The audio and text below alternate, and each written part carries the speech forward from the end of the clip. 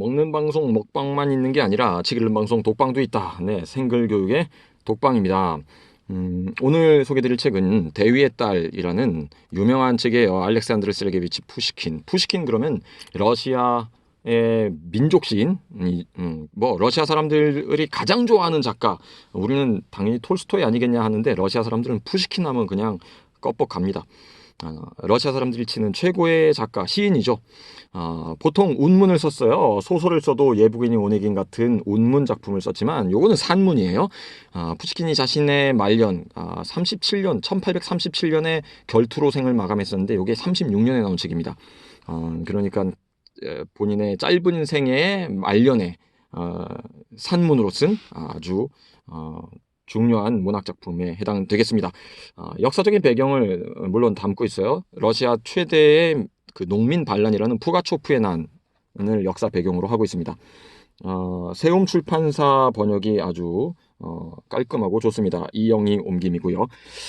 성인 독서 기준으로 한 2시간 가량이면 될 것 같습니다. 또 이 책의 장점은 이렇게 보시면 작가가 주석을 잘 달아놨어요. 그래서 필요한 정보들 궁금하시면 찾아보시면 되는데 반드시 먼저 읽으시기를 추천드리는 것은 요 푸가초프라는 사람에 대한 28번 주석입니다. 아니면 인터넷에서 푸가초프 찾아보시면 기본적인 배경을 이해하실 수 있을 거예요. 푸시킨은 푸가초프의 그 난이 있었던 동선을 따라서 굉장히 많은 자료를 취재합니다. 그리고 그것을 토대로 본 작품을 썼습니다. 또 하나 이 책의 뒷부분에는 이제 푸시킨이 누구인지 혹시 푸시킨을 이름이 생소하신 분은 요 뒤에 내용도 한번 살펴보시면 도움이 될 것 같습니다. 본 방송의 컨셉은 감질맛 나게 첫 장면만 읽어주고 끝나는 겁니다. 네, 독서 유발자예요. 제 일장입니다. 근위 중사.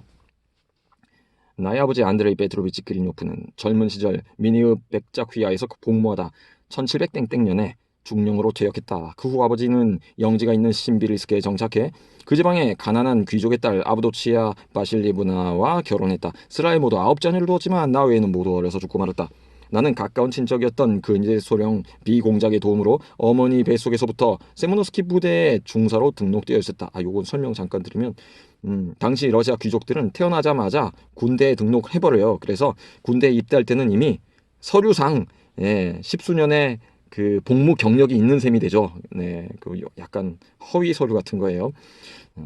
만에 하나 어머니가 모두의 기대를 저버리고 딸이라도 낳았더라면 아버지는 이 세상에 태어나지도 않은 중사의 사망 신고서를 냈을 테고 사건은 그것으로 마무리되었을 것이다.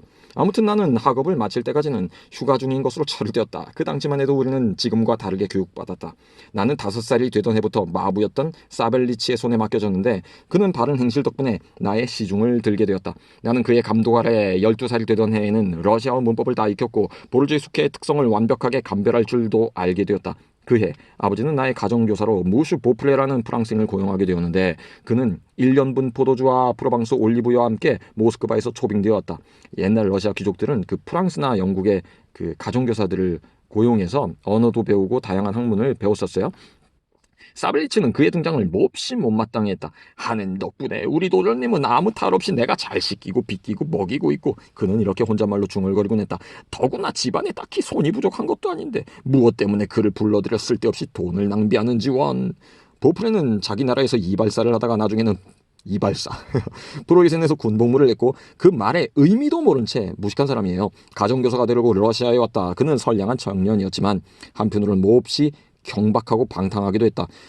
그의 가장 큰 약점은 예쁜 여자만 보면 사족을 못 쓰는 것이었는데 그는 아무나 찝쩍거리다가 문매를 당하고 하루 종일 끙끙 앓아누운 적이 한두 번이 아니었다. 그뿐 아니라 그는 술병의 적이 아니라고 했는데 그 말은 진창이 되도록 술을 마시는 사람이라는 뜻이었다. 그러나 안타깝게도 우리 집에서는 점심 식사 때나 겨우 포도주가 작은 술잔에 한 잔씩 나올 뿐이었고 그나마 선생에게까지 돌아가는 일은 드물었다. 그래서 우리의 보프레 선생은 러시아 과실주에 길들여지게 되었고 나중에는 과실주가 위장이 훨씬 좋다며 자기 나라의 포도주보다 더 애호하게 되었다. 우리는 금세 친해졌다. 계약상으로 그는 프랑스어, 독일어 그리고 기타 분야를 가르치기로 했지만 나를 가르치기는커녕 나한테서 우선 러시아어를 그럭저럭 좀 배운 뒤에는 각자 자기 일에 열중하게 되었다. 우리는 서로 마음을 터놓고 지내게 되었다. 나에게 다른 선생은 전혀 필요하지 않았다. 그러나 오래지 않아 운명은 우리를 갈라놓고 말하는데 이런 사정 때문이었다. 하루는 세탁기를 맡아 하는 뚱뚱한 곰보 하녀 팔라시카와 젖자는 일을 맡아 하는 애꾸는 하녀 아쿨리카가 약속이라도 한 듯 동시에 우리 어머니를 찾아와 발 아래 꿇어 엎드려 자신들이 저지른 잘못을 사죄하고 순진한 자신들을 꿰어낸 보프레를 원망하며 울었다. 이 나쁜 보프레.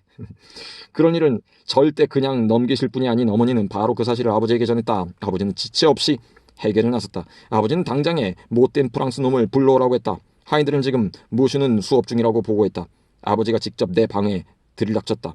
이때 보프레는 침대에 누운 채 세상 모르고 자고 있었다. 나는 또 나대로 다른 일에 열중해 있었다. 이거 되게 웃겨요. 여기서 미리 얼마 전에 나의 학습을 위해 모스크바에서 주문해온 지도가 하나 있었다는 것을 말해두어야 할 것 같다. 한동안 아무 쓸모도 없이 벽에 걸려있던 이 지도는 당시 지도 비쌌는데 크고 반질반질한 질감의 종이로 만들어져 있어서 오래전부터 나는 이 지도에 눈독을 들이고 있었다. 마침 보프레가 잠든 틈을 이용해 이것으로 연을 만들기로 하고 드디어 작업에 착수했다. 내가 희망봉이 있는 지점에 보리수로 만든 연고리를 막 붙이려는 순간 아버지가 방 안으로 들어섰다. 나름의 질공부에 열중한 내 모습을 본 아버지는 냅다 내 귀를 잡아당기고는 이어서 보프레에게 달려들어 사정없이 그를 흔들어 깨우며 욕설을 퍼부었다. 보프레는 당황해서 일어나려고 안간힘을 썼지만 몸이 말을 듣지 않았다. 가련한 프랑스인은 완전히 취해 있었던 것이다. 7가지 악의 답은 하나. 아버지는 그의 멱살을 잡아 침대에서 일으켜 세우고는 문 밖으로 끌어내 그날로 내쫓아버렸다. 사벨리치의 기쁨은 이로 형언할 수 없었다. 하지만 그날로 내 공부도 끝장나고 말았다. 나는 비둘기나 쫓고 농노 아들들과 말타기 놀이를 하면서 할 일 없이 세월을 보냈다. 네, 러시아는 이 19세기에도 농노 제도가 있는 거예요. 골 때리죠. 그 사이 16살이 되었다. 그때 나의 운명에 중대한 변화가 생겼다. 어느 가을날 어머니는 거실에서 꿀을 넣은 잼을 만들고 나는 그 옆에서 입맛을 다시며 부글부글 끓는 거품을 보고 있었다. 16인데 한심하네요. 아버지는 창가에 앉아 해마다 받아보는 궁중연감을 읽고 계셨다. 궁중연감은 당시 귀족들이 그 해에 누구는 어디로 배치되고 누구는 어디에 승진하고 뭐 그런 거 표시해 놓은 거예요. 궁중연감은 언제나 아버지에게 큰 영향을 미치곤 했다. 아버지는 항상 영감을 꼼꼼하게 읽었고 다 읽고 나면 몹시 흥분하곤 했다. 아버지의 그런 습관과 버릇을 잘 알고 있었던 어머니는 꺼림칙한 영감을 가능하면 손이 닿지 않는 곳에 숨겨두려고 했었고 어느 때는 몇 달이 지나도록 아버지의 눈에 띄지 않을 때도 있었다. 그러다가 우연히 궁중연감을 발견하기라도 하는 날이면 아버지는 몇 시간이고 손에서 그것을 놓지 않았다. 그날도 아버지는 연감을 읽으며 이따금 어깨를 들썩이기도 하고 입속말로 육군 중장이라. 이 사람은 내 중대 중사로 있었던 사람 아닌가? 러시아 최고 훈장을 2개나 받았단 말이지. 우리가 헤어진 지가 그렇게 오래되었나? 라고 충을거렸다. 마침내 아버지가 읽고 있던 궁중연감을 소파에 휙 집어던지고는 침울한 표정으로 생각에 잠겼는데 그것은 아무래도 좋은 징조가 아니었다. 아버지가 어머니를 향해 갑자기 말문을 열었다. 아우도차 바실레브나, 우리 페트루샤가 올해 몇 살이요? 자, 주인공의 이름은 표트르 페트루샤 페트루신 이런 이름으로 똑같은 이름이에요. 네, 다양하게 불립니다. 올해로 17살이 됐어요. 어머니가 대답했다.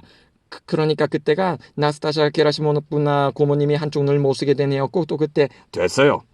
아버지가 어머니의 말을 가로막았다. 이젠 이 녀석도 군대에 갈 나이가 됐군. 쓸데없이 여자애들 꽁문이나 따라다니고 비둘기 집에나 기어오르는 짓은 이제 그만할 나이가 됐어.